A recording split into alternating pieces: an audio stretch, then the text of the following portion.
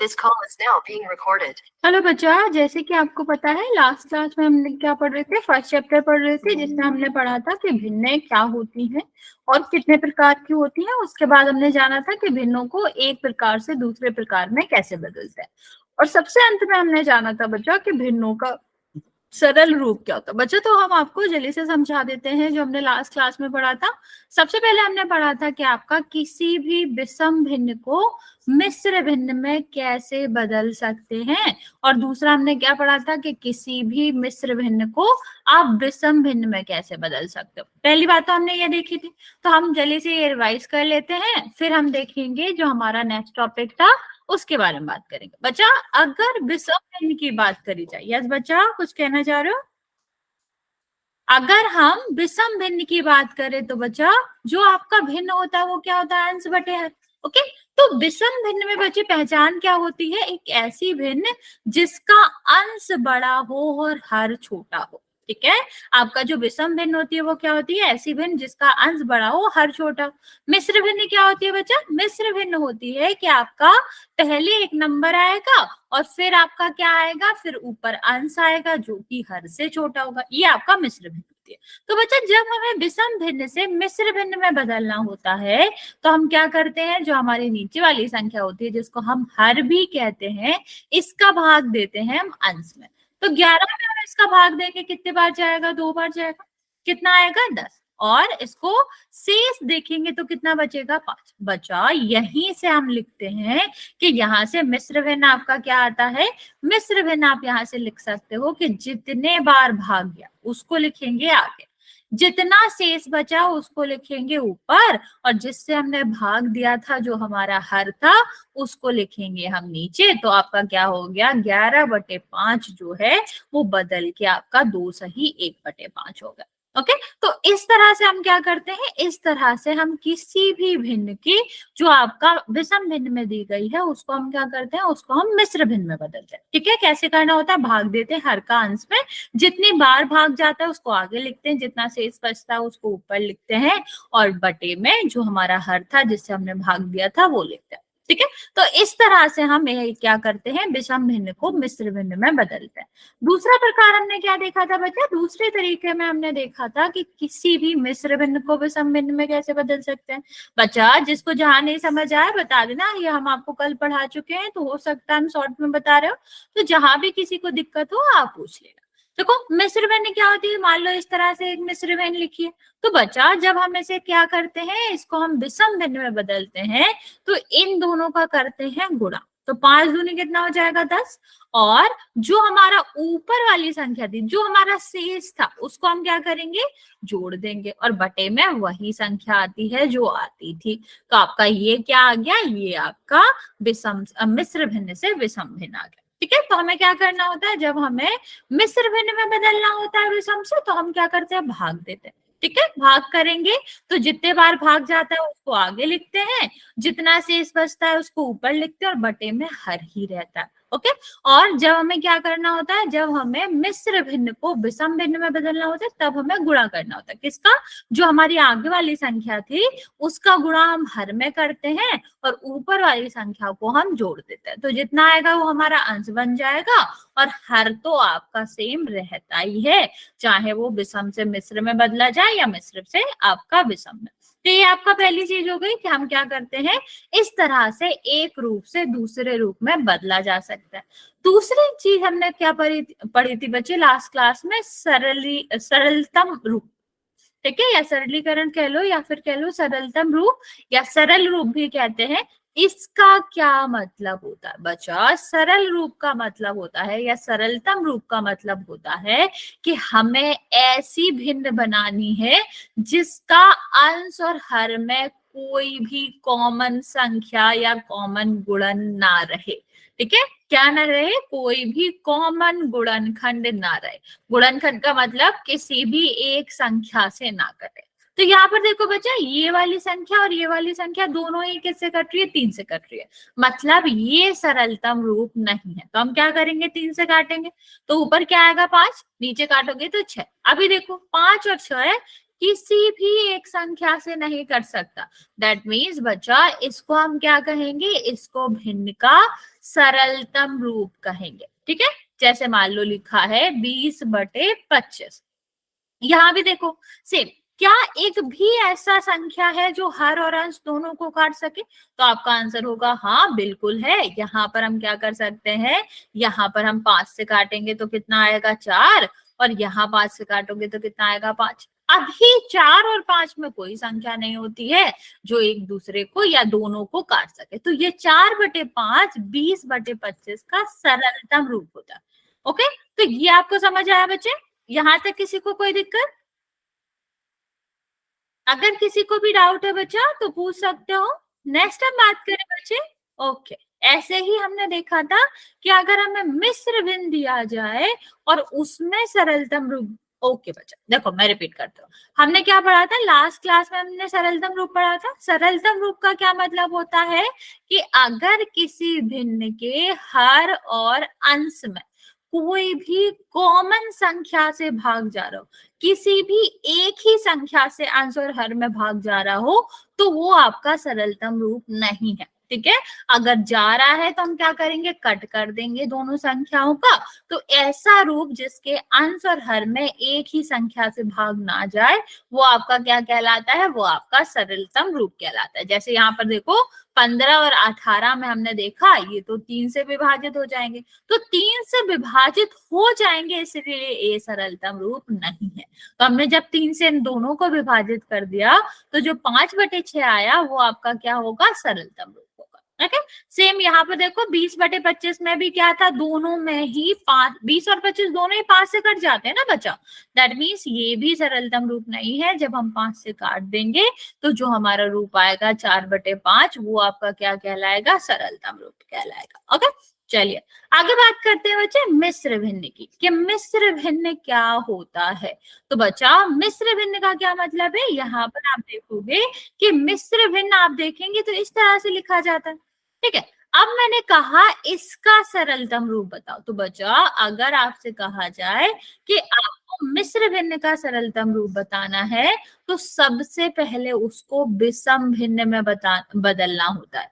क्या करना होता है, सबसे पहले उसको विषम भिन्न में बदलना होता है। कैसे बदलेंगे, यहाँ इसका करेंगे गुणा तो कितना हो जाएगा 20, और इसका करेंगे तो ये 20 + 2 कितना हो जाएगा 22। ये आपका क्या बन जाएगा, अंश बन जाएगा, और ये आपका क्या है, हर बन जाएगा। ठीक है, तो अब हमें क्या देखना है, अभी हमें ये देखना है बच्चा, तनु अपना माइक ऑफ कर लो।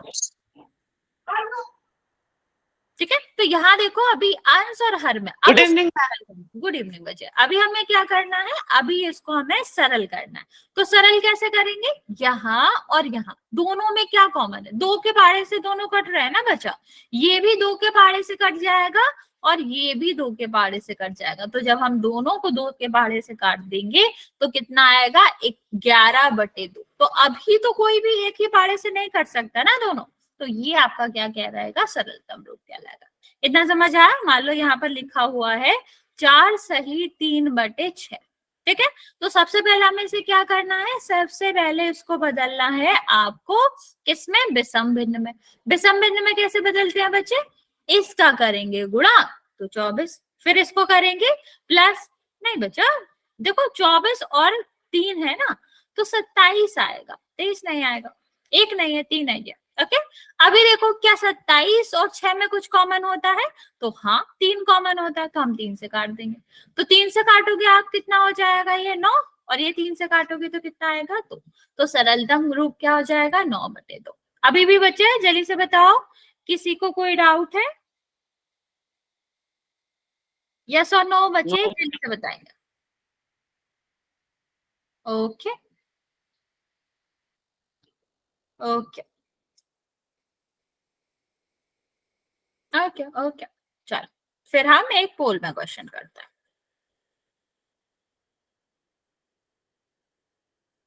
ये हमारा क्वेश्चन है, इसका आपको सरलतम रूप बताना है।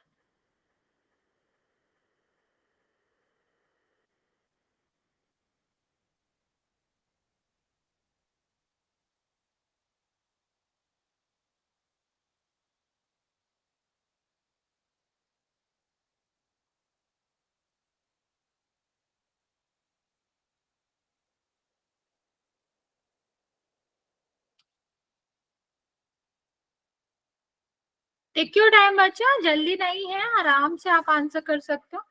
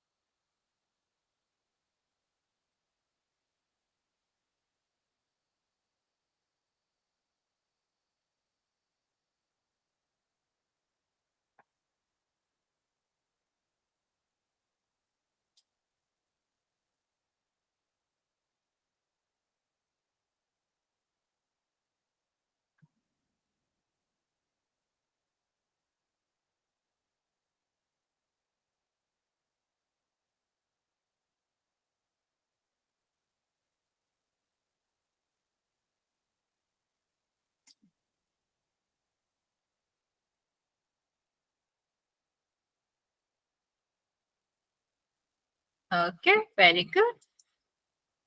3 बच्चे और बचे हुए हैं बच्चा।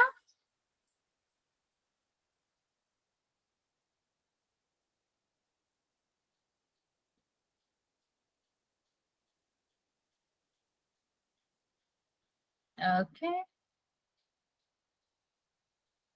ओके, दो बच्चे और बचे हुए बच्चे, लास्ट 10 सेकेंड हम आपको दे रहे हैं, जल्दी से आप आंसर करोगे और उसके बाद हम आगे बढ़ेंगे।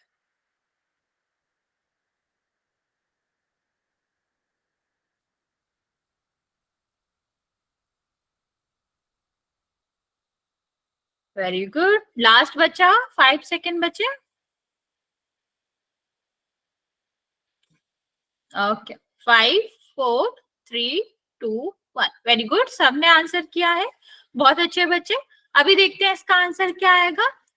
तो बचा 10 बच्चों ने करेक्ट आंसर किया था। यहाँ पर देखो, यहाँ हमको दिख रहा है कि ये दोनों ही 2 से कट जाएंगे, तो इसको हम 2 से काट देंगे, कितना आएगा 3, इसको भी तो काटेंगे ना बच्चा, तो ये 5 आएगा।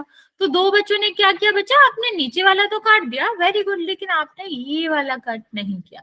तो अगर आप ये वाला कट नहीं करोगे तो फिर आंसर आएगा ही नहीं ना बच्चा करेक्ट, ठीक है।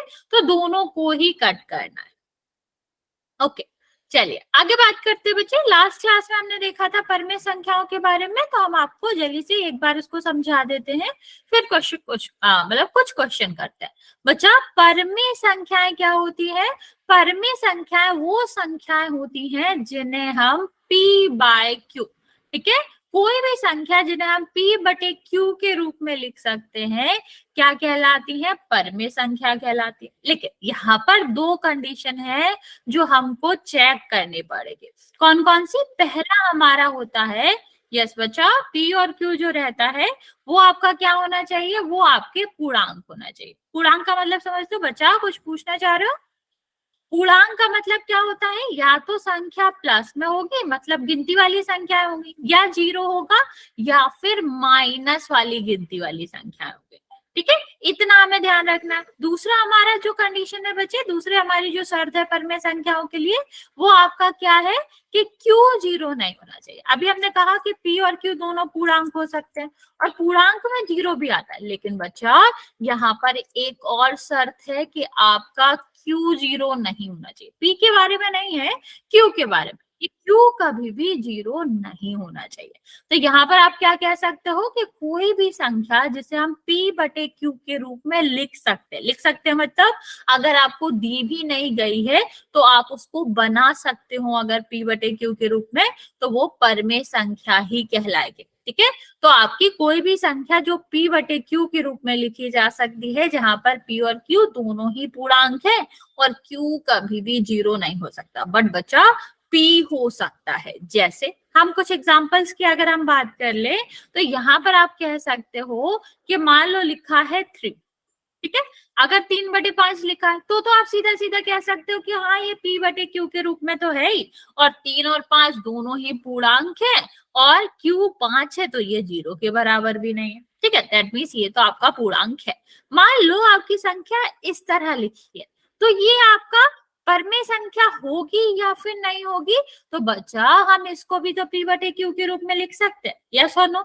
इसको भी हम क्या लिख सकते हैं, p बटे q के रूप में लिख सकते हैं, ठीक है। क्योंकि किसी भी संख्या के बटे एक लिखोगे तो इसका मतलब है एक का भाग जा रहा है, और एक का भाग तो हर किसी संख्या में जा सकता है, और संख्या में भाग दोगे तब भी वही संख्या आएगी, ठीक है। तो आप क्या कह सकते हैं यहाँ पर आप कह सकते हैं कि यस, इसको 4 को, 3 को, 2 को, कोई भी जो गिनती वाली संख्याएं हैं उनको हम p बटे q के रूप में लिख सकते हैं।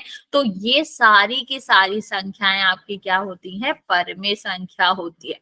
p बटे q के साथ साथ आप कह सकते हो यहाँ पर p और q दोनों ही पूर्णांक है, सॉरी दोनों ही कैसी संख्या है, हाँ दोनों ही पूर्णांक है, और q आपका 0 भी नहीं, ठीक है। अब बात आती है आपकी दशमलव वालों संख्याओं की। मान लो लिखा है इस तरह से, अब ये आपके पूर्णांक है कि नहीं, ये भी बात देख लेते हैं बच्चा। तो बच्चा आपको लग सकता है कि ये तो हमारा नहीं है, पर बच्चे अगर हम इसके नीचे 1 लिख दे और ये दशमलव हटा दें, तो दशमलव हटाने के लिए क्या होता है, 0 भरते हैं। दशमलव के बाद जितनी भी संख्याएं हो, दशमलव हटाने के बाद उतना 0 हमें हर में लगाने पड़ते हैं। तो ये क्या हो गया, 15 बटे 10 हो गया। तो ये आपका p हो गया, ये आपका q हो गया, दोनों ही p बटे q के रूप में लिखा है, और दोनों ही पूर्णांक है, और q तो 10 है। तो बच्चा ये भी आपका क्या हो जाएगा, ये भी आपकी इस तरह की जो दशमलव वाली संख्याएं होंगी वो सारी भी आपकी कैसी हो जाएंगी, परमेय संख्या हो जाएंगी। अच्छा चलो अभी बताओ मुझे कि 0 एक परमेय संख्या है या फिर नहीं। जल्दी से आप मुझे बताओगे कि आपकी 0 जो है वो परमेय संख्या है या फिर नहीं। क्यों बच्चा, नहीं क्यों? लॉजिक देखो क्या होना चाहिए कि हम किसी भी संख्या को आपका p बाय q के रूप में लिख सके, ठीक है, जहां पर p और q दोनों पूर्णांक होना चाहिए, और जो आपका q है वो 0 नहीं होना चाहिए। p के बारे में तो ऐसा कुछ नहीं था ना बच्चे, देखो वेरी गुड, ठीक है। तो आप क्या कह सकते हो, अगर हमने इसको इस तरह से लिखा तो p और q के रूप में हो गया, ऐसा नो बच्चे। अब p और q दोनों ही पूर्णांक है, क्योंकि एक भी पूर्णांक होता है, और q 0 नहीं होना चाहिए, मतलब नीचे की संख्या 0 नहीं होनी चाहिए, जो कि यहाँ पर 1 है। तो आपका आंसर वैसे भी यहाँ पर क्या आएगा, यस, ये आपका 0 जो है वो परमेय संख्या है। ओके बच्चा, समझ आया बच्चे सबको कि हमें सिर्फ अंश का 0 नहीं देखना, अंश तो पूर्णांक में आना चाहिए, तो 0 भी पूर्णांक ही होता है, बट हर नहीं होना चाहिए 0। क्यों नहीं होना चाहिए बच्चे, क्योंकि 0 से भाग नहीं दिया जा सकता। तो ऐसी कोई संख्या जिसमें बटे 0 आ रहा है, वो ऐसी संख्या एग्जिस्ट ही नहीं करती, तो आपको उस संख्या को नहीं मानना, इसलिए वो परमेय संख्या नहीं, तो इसलिए डिवाइड में 0 नहीं आ सकता। ओके चलिए आगे बात करते हैं। बताओ ये तीनों संख्याएं परमेय संख्या है या फिर नहीं, यस और नो। जल्दी से ट्राई करोगे और आंसर करोगे, ओके।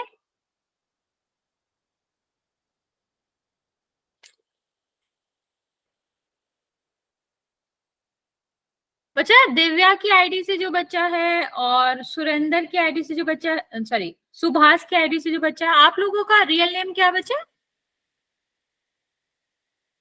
ओके हाँ बच्चा मैं समझाती हूँ, ओके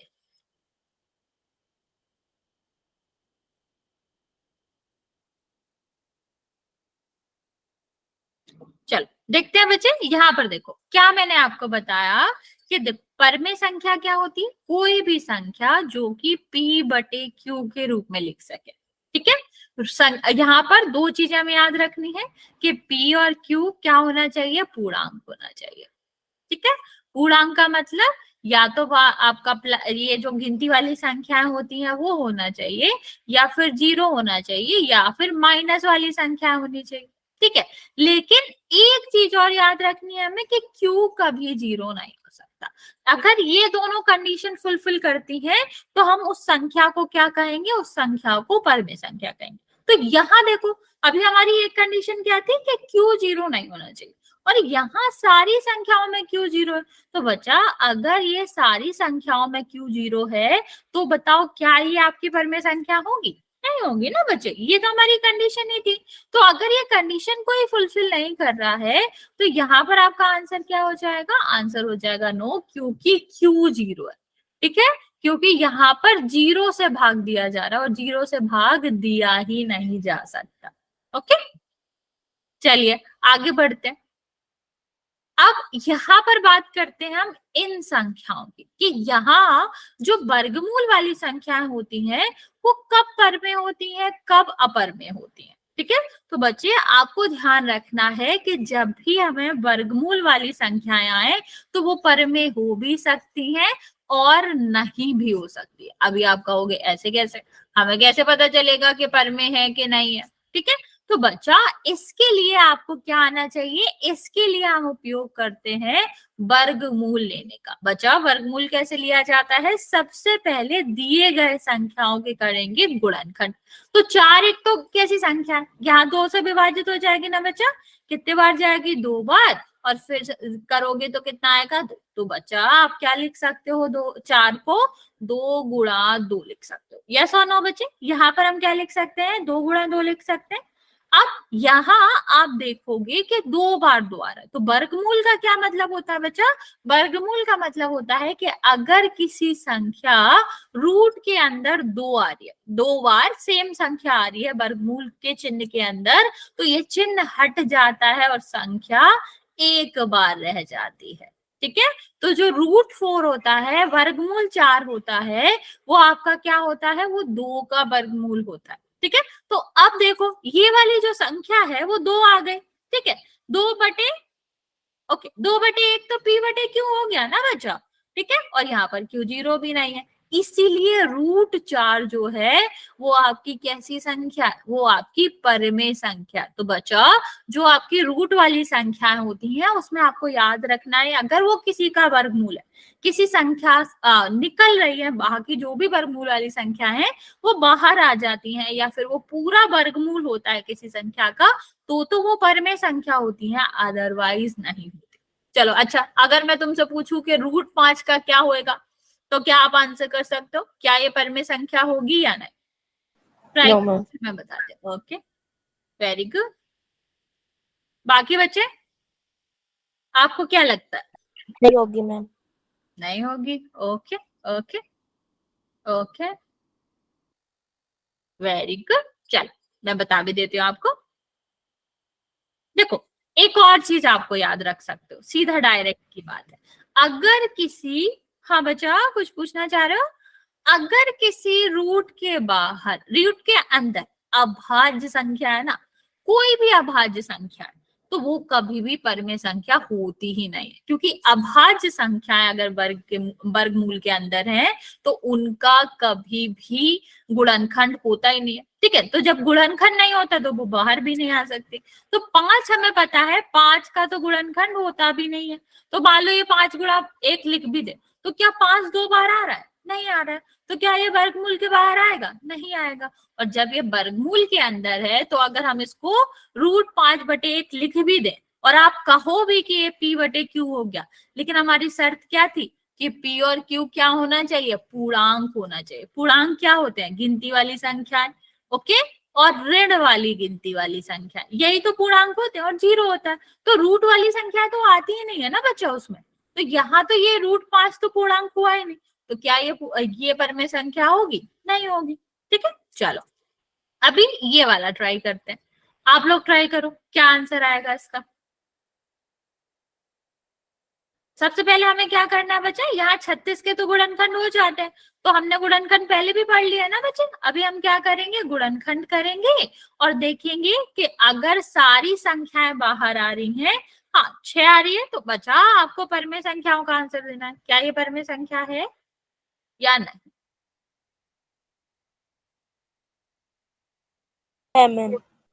ओके, वेरी गुड। ठीक है, जिस भी संख्या का वर्गमूल पूरी तरीके से बाहर आ जाता है बच्चा, वो आपका क्या होता है? वो आपका वर्गमूल या वो आपकी परमेय संख्या होती है। वेरी गुड बच्चा। चलो देख लेते हैं, जिसको नहीं समझ आया बच्चा ध्यान से देखेंगे। सबसे पहले हमें क्या करना है, 36 का लेना है वर्ग। तो हमने आपको बताया कि किसी भी वर्गमूल को करने से पहले हम आपकी कुछ अभाज्य संख्या लिख लेते हैं जिससे हमें भाग देना। तो 2 से भाग देंगे कितना आएगा आपका 18, फिर 2 से भाग दोगे कितना आएगा आपका 9, फिर 3 से भाग देंगे तो कितना आएगा आपका 3, और फिर 3 से भाग दोगे तो आपका कितना आएगा 1। तो बच्चा यहाँ पर आप क्या लिख सकते हो, आप लिख सकते हो 2 गुणा 2 गुणा 3 गुणा 3। ओके, अब यहाँ देखो ये 2 बार आ रहा है तो बाहर आ जाएगा, ये भी 2 बार आ रहा है तो ये बाहर आ जाएगा। तो टोटल कितना आया बच्चा 6 आया। ठीक है, एक नहीं लिखते बच्चे। ठीक है, तो ये आपका कितना आ जाएगा 6। अभी 6 को तो 6/1 लिख सकते हैं ना, जैसे हम p/q के रूप में लिख सकते हैं, और q जहां पर 0 भी नहीं है और 6 और 1 दोनों ही पूर्णांक है। तो मतलब इसका क्या हुआ कि 36 आपकी परमेय संख्या होगी। अभी चलो ये वाला बताओ, क्या ये आपका होगा? यही तरीका है। सबसे पहले हम क्या करेंगे, गुणनखंड करेंगे, फिर हम देखेंगे कि सारी संख्याएं बाहर आ रही है। अगर हाँ तो गुड, नहीं आ रही है तो बता। नहीं, 14 का तो बच्चा 196 होता है, 14 का स्क्वायर नहीं है, ये 14 का वर्गमूल नहीं है। दोबारा ट्राई कर।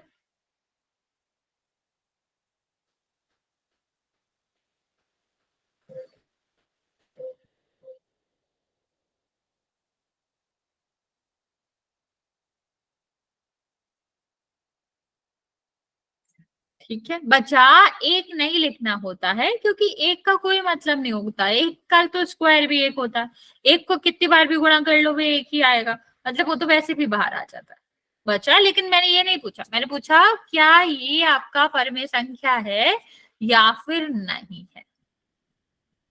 ओके, ये तो तुम मुझे गुणनखंड बता रहे हो, आंसर बताओ क्या आएगा, ट्राई करो वरना फिर मैं बताती हूँ। Yes, okay. बाकी बच्चे आपको क्या लगता है, क्या ये गुणनखंड है, मतलब ये परमेय संख्या है? ओके बच्चे फिर से सोचो। ओके बच्चे नहीं है ये, क्योंकि देखो अगर आप, हाँ वेरी गुड, ये नहीं है बच्चे, सिर्फ 2 बच्चों ने कहा नहीं है। देखो क्यों नहीं है, ये आपने बिल्कुल सही करा, आपका गुणनखंड होगा, यही होगा। ठीक है, क्योंकि देखो 2 का करोगे तो 14 आएगा, फिर 2 से करोगे 7 आएगा। ये 2 बार आ रही, वर्गमूल के अंदर अगर संख्या 2 बार आती है तो वो वर्गमूल से बाहर आ जाती है। ठीक है, तो ये तो बाहर आ जाएगी, लेकिन 7 का क्या, 7 तो बाहर नहीं आएगी ना बच्चा, या सुनो 7 बाहर नहीं आएगी ना बच्चे। तो जब वर्गमूल के अंदर संख्या रह रही है तो क्या वो परमेय संख्या होगी? नहीं होगी। तो बच्चा इसी तरह हमें ध्यान रखना है कि अगर कोई भी संख्या वर्गमूल के अंदर आ रही है तो वो कभी भी आपकी परमेय संख्या नहीं होती है। ठीक है, समझ आया बच्चे? जल्दी से बताएंगे, ये वाली बात समझ आई बच्चे? ओके, चलो चलो फिर अभी अब मुझे बताओ क्या ये परमेय संख्या है या नहीं।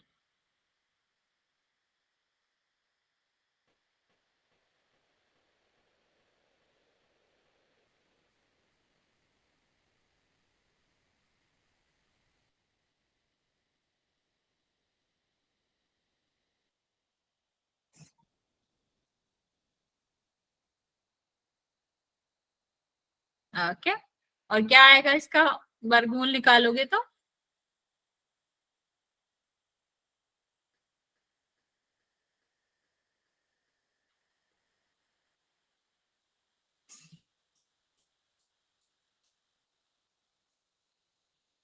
ओके, वेरी गुड बच्चे।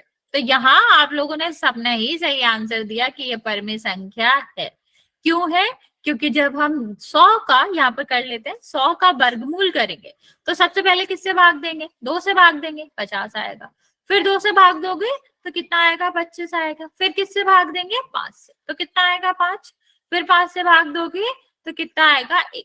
ठीक है, अभी देखो 2 बार आ रहा है। ठीक है, वर्गमूल के अंदर अगर हम ऐसे लिखें तो 2 गुणा 2 गुणा 5 गुणा 5। तो बच्चा जब 2 बार आती है कोई संख्या तो वो बाहर आती है वर्गमूल से। तो ये भी 2 बार आ रही है, तो ये भी बार आ जाएगी, 10 आ जाएगा। तो यहाँ पर था। चलो अभी ये वाला बताओ, क्या ये आपका परमेय संख्या है या फिर नहीं है?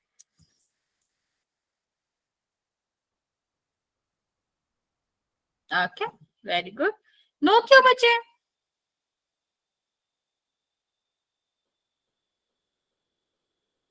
ये तो सीधा सा है ना बच्चा, कोई भी प्लस की संख्या माइनस की संख्या अकेली लिखी हुई है ना, तो वो उसका आंसर यस ही होता है। नहीं बच्चा, इसका आंसर यस है। क्यों यस है? देखो, अगर हमारा -30 लिखा हुआ है, ठीक है, इसके नीचे आप 1 लिख सकते हो, यस और नो बच्चे। ठीक, मैं परमेय संख्या की डेफिनेशन आपको दोबारा बताती हूँ। कोई भी संख्या जो p बटे q के रूप में लिखा जा सके, जहां p और q दोनों ही क्या हो, दोनों ही आपके पूर्णांक हो और q 0 ना हो, इतना ही तो देखना। तो यहाँ पर देखो, क्या हम इसको ये नहीं लिख सकते? बिल्कुल लिख सकते हैं। क्या -30 और 1 पूर्णांक नहीं है?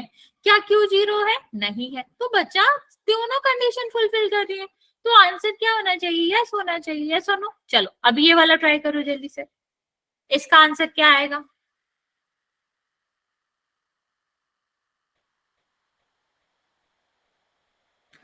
बच्चा बाकी बच्चों की भी मेरी आवाज कट कट के आ रही है, मेरी वॉइस क्लियर नहीं है बच्चे? Yes ma'am. अरे यस मतलब क्या, क्लियर है कि नहीं है? मैं समझ नहीं पा रही। क्लियर नहीं है मैम। नहीं है? है मैम क्लियर। Okay okay. बच्चा सलोनी, फिर एक बार तुम रिज्वाइन कर लो, और बाकी बच्चे थर्ड वाले का आंसर बताओ, क्या आंसर आएगा?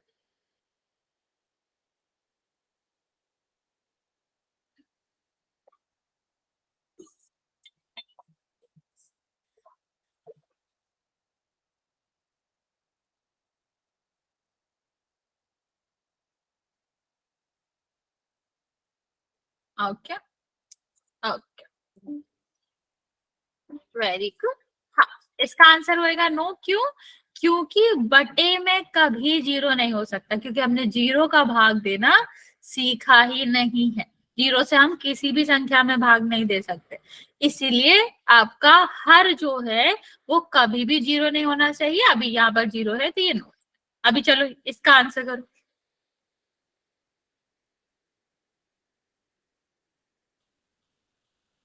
आराम से सॉल्व करो इसको, क्या आंसर आएगा उसके हिसाब से बताना।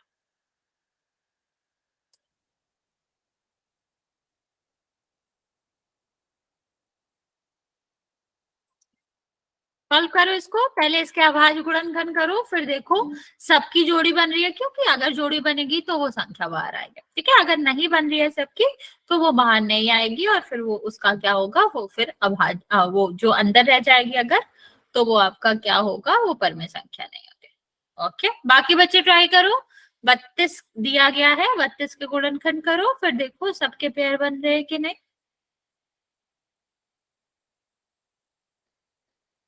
बच्चा दोबारा करो, यस नहीं आएगा इसका आंसर। कुछ बच्चे सही, कुछ बच्चे गलत आंसर करो। जो जो यस कर रहे हो दोबारा ट्राई करो, और जिन्होंने नो करा है आंसर, आप मुझे बताओ कि क्या आएगा आंसर में, मतलब जब आपने इसके गुणनखंड करे होंगे तो कितना आया।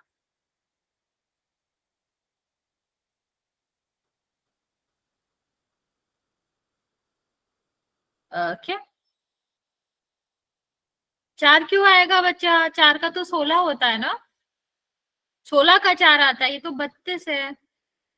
देखो मैं आपको समझाती हूँ इसका आंसर। बच्चा बताओ, जिसने आंसर नो करा है, आप में से कोई भी बताओ।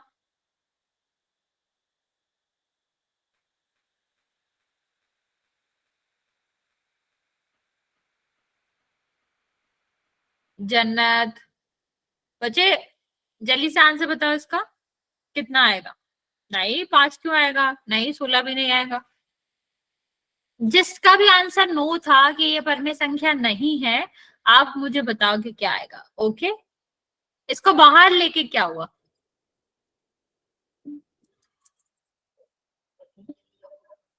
5 क्यों आएगा बच्चा? 5 से तो इसमें भाग ही नहीं जाएगा, 32 है ना ये। देखो मैं बताती हूँ। 32 है, 32 को हम सबसे पहले क्या करेंगे, 2 से भाग देंगे तो कितना आएगा 16। ओके, फिर 2 से करोगे तो कितना आएगा 8, फिर 2 से करोगे तो कितना आएगा 4, फिर 2 से करेंगे तो कितना आएगा 2, और फिर 2 से करोगे तो कितना आएगा 1। ठीक है, मतलब ये क्या आया, ये आया 2 गुणा 2 गुणा 2 गुणा 2 गुणा 2। अब मैंने आपको क्या बताया था कि 2 2 का जोड़ा बनता है। हाँ वेरी गुड, तो ये कितना आ जाएगा 2। ठीक है, ये आपका बताओ, ये 2 का जोड़ा बना तो ये बाहर आ जाएगा। अभी ये तो बाहर आ ही नहीं पाएगा ना बच्चा, तो ये तो रूट में ही रहेगा। तो ये कितना आया 4√2। तो क्या 4√2 रूट हमने हटा पाया? नहीं हटा पाया। और कोई भी संख्या जिसमें रूट होता है वो कभी भी परमेय संख्या होती ही नहीं है। ठीक है, अगर हम उसका रूट नहीं हटा पा रहे हैं सॉल्व करने के बाद भी, तो वो कभी भी परमेय संख्या नहीं। चलो लास्ट वाले का आंसर करो। समझ आया बच्चे? तो हम सबसे पहले सॉल्व करेंगे और देखेंगे कि अगर 2 2 का जोड़ा बन रहा है तो वो संख्या बाहर आ जाती है, लेकिन ये इसका जोड़ा तो बना ही नहीं, तो ये तो रूट के अंदर रह जाएगा, मतलब रूट तो हटेगा ही नहीं ना संख्या से। तो इसीलिए इसका आंसर क्या होएगा, इसका आंसर आपका 4√2 होएगा। और 4√2 में आप क्या कह सकते हो, क्योंकि वर्गमूल 2 रहा इसीलिए ये आपका परमेय संख्या नहीं। ओके, लास्ट वाला आंसर करो जल्दी से कि परमेय संख्या होगा या नहीं। ओके,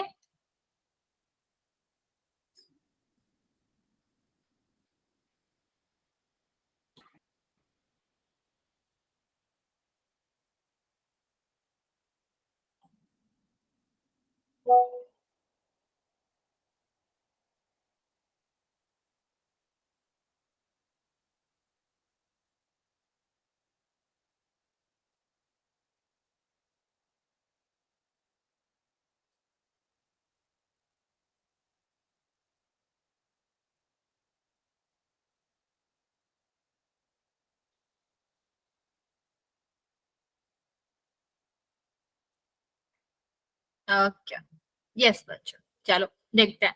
तो बच्चा जब भी कोई भी अभाज्य संख्या हो ना, देखो ये अभाज्य संख्या है ना 11, 2 3 5 7 11, ये सारी ही अभाज्य संख्या होती है। और जब वर्गमूल के अंदर अभाज्य संख्या हो इसका मतलब उसका गुणनखंड तो होगा नहीं, और जब गुणनखंड नहीं होएगा तो ये हटेगा भी नहीं। तो इसका मतलब बच्चा ये सीधा सीधा ही आपका क्या हो जाएगा, इसका सीधा सीधा आंसर नो हो जाएगा। तो कोई भी वर्गमूल वाली संख्याएं जो हल करके जिसका वर्गमूल नहीं निकाला जा सकता, नहीं हटाया जा सकता, वो हमेशा ही क्या होती है, आपकी अपरमेय संख्या, कह लो परमेय संख्या नहीं होती। ओके, तो आप ये भी याद रख सकते हो कि जब जब हमारी कोई अभाज्य संख्या वर्गमूल के अंदर होगी तो वो उसका आंसर नो ही होगा कि वो परमेय संख्या नहीं। अभी आप मुझे जल्दी से बता दो कि किसी को इस टॉपिक में डाउट है बच्चे, किसी को भी परमेय संख्या में कोई डाउट हो कि कब कौन सी परमेय संख्या होती है कब नहीं, तो पूछ सकते हो। यस समीर बच्चे? ओके, समीर बच्चा मुझे सुनाई नहीं दे रहा, क्या कह रहे हो? कुछ भी डाउट नहीं है मैम। ओके आगे ओके ओके बच्चे, चलो फिर हम चलते हैं पोल।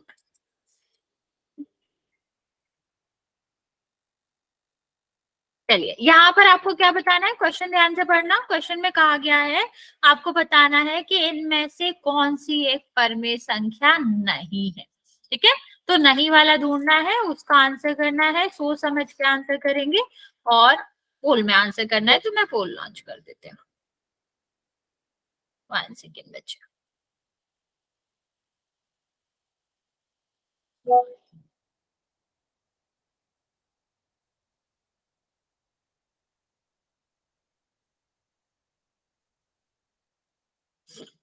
पोल लॉन्च कर दिया मैंने बच्चे, आप आंसर कर सकते हो, सोच समझ के आंसर करेंगे, जल्दी में गलत नहीं करना।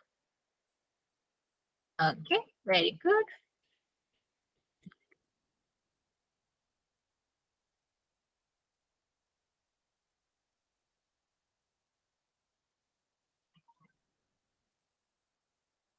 Very good,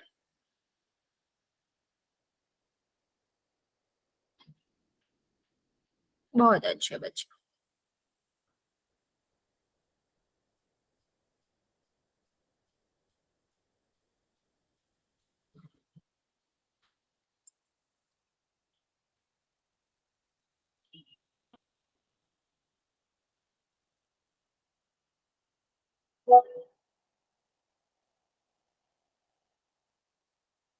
very good.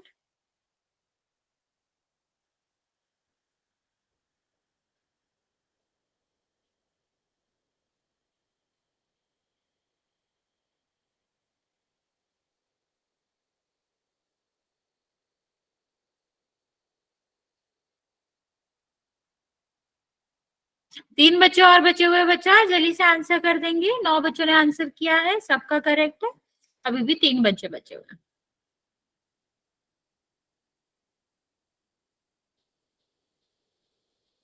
जिसने भी आंसर नहीं किया बच्चा, जल्दी जल्दी आंसर कर दो।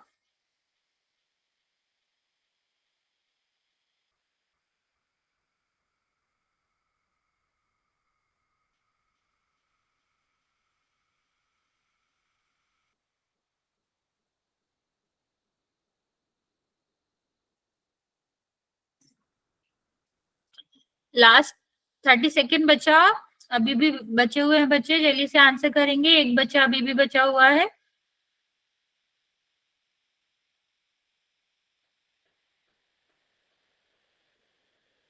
ओके, 5, 4, 3, 2, 1।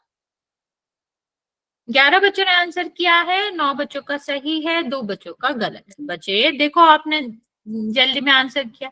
ये वाला तो चलो इतनी अच्छी बात है, आप लोगों ने किसी में भी ये आंसर नहीं दिया, क्योंकि ये तो सीधा सीधा पी बटे क्यू के रूप में दिखाई दे रहा है। और दोनों यहाँ पर पूर्णांक भी और क्यू जीरो भी नहीं। बच्चा अभी हमने समझाया था, कोई भी माइनस का सीधा सीधा नंबर लिखा है तो इसे हम पी बटे क्यू के रूप में लिख सकते हैं, क्योंकि ये आपके पी और क्यू दोनों ही क्या हो जाएंगे, पूर्णांक हो जाएंगे। और क्यू तो जीरो है नहीं, तो ये भी आपका क्या है, परमेय संख्या। यहाँ देखो, इसके नीचे हम 1 लिखते और इसको हम क्या लिख सकते थे, 0 हटाते, 24/10। तो ये भी आपकी परमेय संख्या हो जाती, पी बटे क्यू के रूप में हो जाती। बट यहाँ पर क्या था, वर्गमूल के अंदर अभाज्य संख्या थी। इसका मतलब है बच्चा कि आपका ये वाली संख्याएं परमेय संख्या में नहीं आती, जो कि आपकी मोस्ट ऑफ द बच्चों ने सही आंसर भी दिया। ओके, चलिए आगे बात करते हैं बच्चे, परमेय संख्याओं पर संक्रिया। संक्रिया, यस बच्चे, संक्रिया का क्या मतलब होता है कि दो परमेय संख्याओं को कैसे जोड़ा जा सकता है, कैसे घटाया जा सकता है, कैसे गुणा किया जा सकता है, कैसे भाग किया जाता है। ओके, ये सारी संख्याओं के बारे में, ये सारी चीजों के बारे में हम देखेंगे।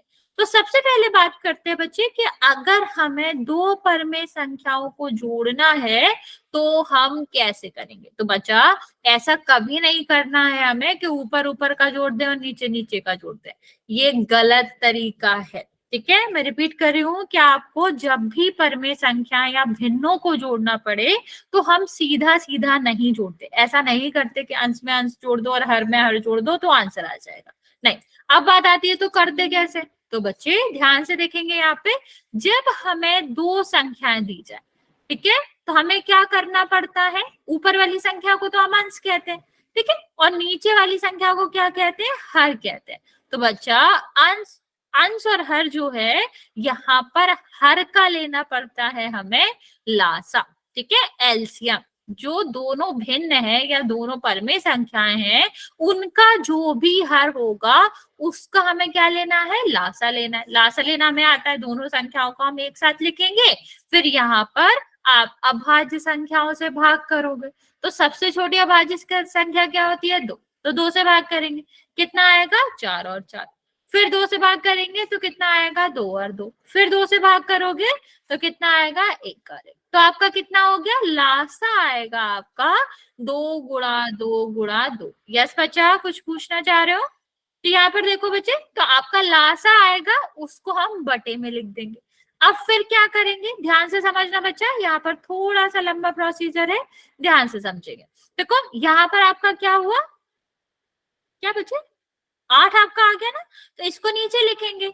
अब ये जो लासा आया है उसमें हम भाग देंगे इस संख्या से। तो 8 से 8 में भाग दोगे, कितने बार जाएगा, 1 बार। जितने बार जाएगा उसका हमको करना है यहाँ पर गुणा, तो कितना आ जाएगा, 7 आ जाएगा। ठीक है, ऐसे ही यहाँ करेंगे। जो आपकी संख्या है, जो लासा आया ये वाला 8, इसमें भाग करेंगे हम नीचे वाली संख्या से, कितना आएगा, 1 आएगा। ओके, और यहाँ पर हम 1 का गुणा कर देंगे तो कितना आ जाएगा, 5। तो कितना आंसर आया, ये आप इन दोनों को जोड़ दोगे 12/8, या फिर हम इसको कट भी कर सकते हैं। अभी हमने सरलतम रूप पढ़ा है। सरलतम रूप क्या कहता है कि अगर दोनों संख्याएं किसी संख्या से कट रही हैं तो काट देंगे। यहाँ किससे कट रही है, यहाँ हमारा कट रहा है 4 से, तो 4 से काट दो, तो कितना आया 3/2। समझ आया बेटा? देखो मैं रिपीट कर रही हूँ, क्या क्या हमें करना होता है। सबसे पहले हम दोनों हरों का लेते हैं लासा, ठीक है, एलसीएम।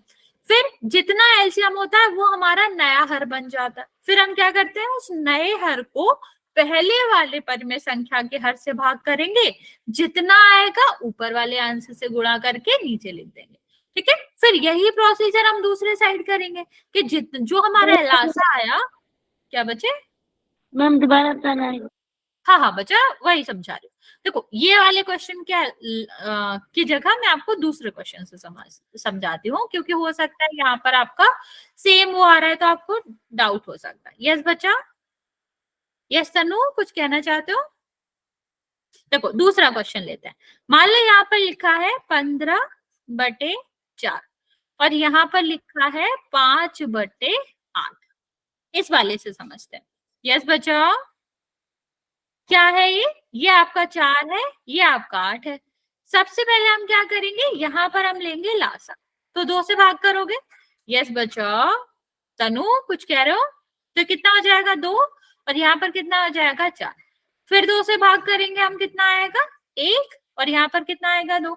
फिर 2 से करोगे तो कितना आएगा आपका 1 और 1। तो यहाँ से एलसीएम कितना आया 4 और 8 का, 2 गुणा 2 गुणा 2, 8 आ जाएगा। एलसीएम लेना तो हम जानते ही हैं। तो यहाँ पर हम क्या करेंगे, नीचे नया हर बन जाएगा 8। अब देखो इस वाले हर से हम पहले वाले भिन्न के हर में देंगे भाग, तो 4 का भाग हम 8 में देंगे, कितने बार जाएगा, 2 बार जाएगा। जितने बार जाएगा बच्चा उस संख्या से हम करेंगे गुणा। 15 का गुणा किस में करेंगे, 2 में, तो कितना आ जाएगा आपका 30 हो जाएगा, ठीक है। अब देखो, अब धन तो यहाँ पर आएगा ही। अब आगे देखते हैं हम। अब हम ऐसा ही यहाँ पर करेंगे कि 8 का भाग हम किस में देंगे, 8 में, मतलब इस वाले 8 में हम इसका भाग दे रहे हैं। कितने बार जाएगा, 1 बार।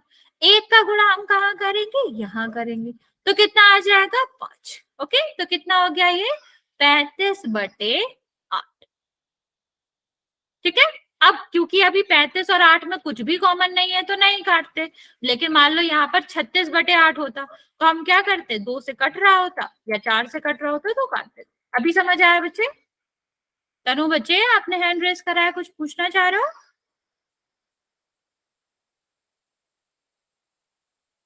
अभी समझ आया बच्चे? अभी भी कोई डाउट है? एक क्वेश्चन करूं, होगा तो फिर मैं समझाती हूँ आपको दोबारा। ओके चलो, इससे पहले एक और क्वेश्चन कर, आपको क्वेश्चन में करना है 7/5 और यहाँ पर है 1/10। बताओ इसका आंसर क्या आएगा। छोटा सा दिया है मैंने, जल्दी से ट्राई करेंगे। अगर कुछ गलत होएगा तो फिर मैं आपको समझाती हूँ।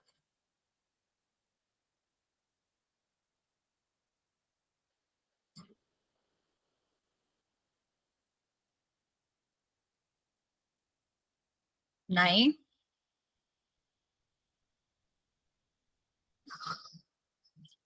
7/10 नहीं आएगा बच्चा, फिर से ट्राई करो। 3/2। Okay okay sine, very good, ठीक है बच्चा। आजाद की आईडी से जो बच्चा था, बच्चा आपका नाम क्या है?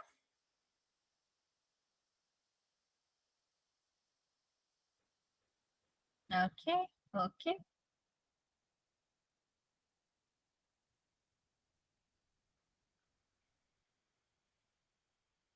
अच्छा समीक्षा, ओके बच्चा।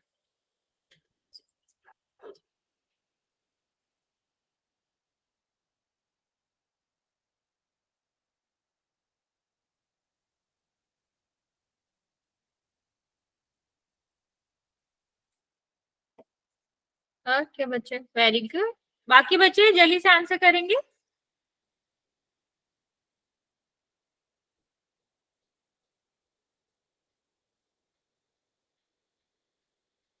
ओके, चलो मैं समझाती हूँ जिसको नहीं आया अभी देखो।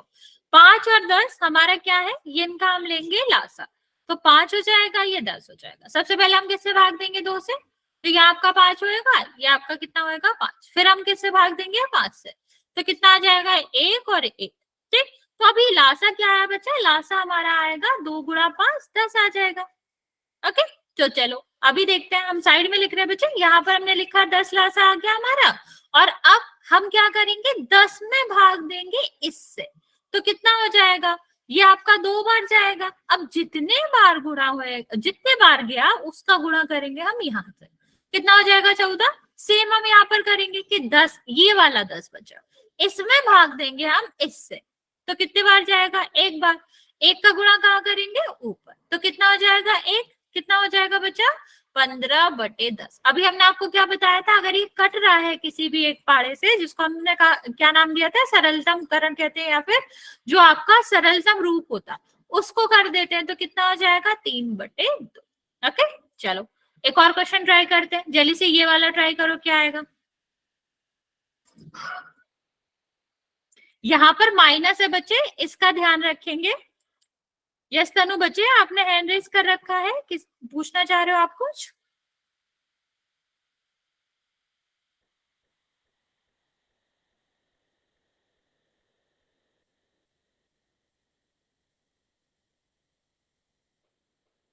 यहाँ पर आपको माइनस का ध्यान रखना है, हमने पहले पढ़ रखा है ना माइनस प्लस को कैसे सॉल्व करते हैं। तो बस आपका लास्ट में ये ट्राई करना है आपको। ये वाला क्वेश्चन जल्दी से ट्राई करेंगे बच्चे।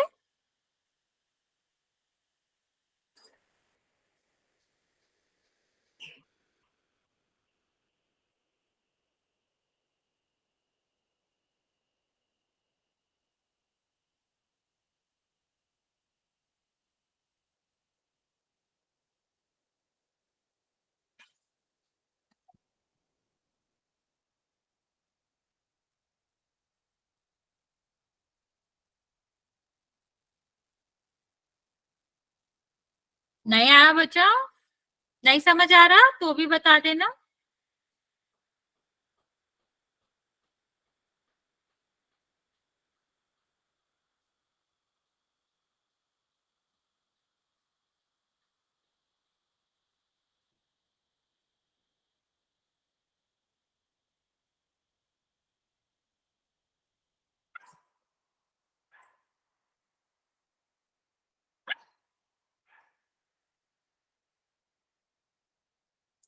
ओके।